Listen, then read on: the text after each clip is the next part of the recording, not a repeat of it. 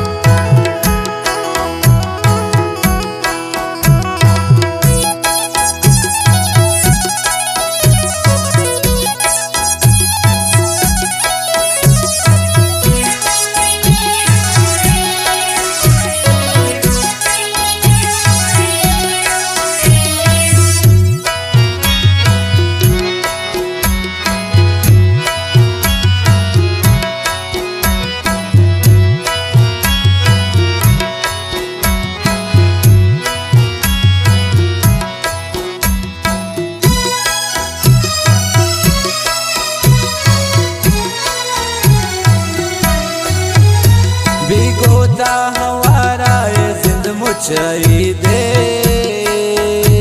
भिगोता हमारा ये जिंद मुझाई दे। बगैर इश्क़ मबी जिंद सलामत, मना बसिन दिल भरते पाके मोहब्बत, जहाना मुबारक भी ज़र्र दौलत।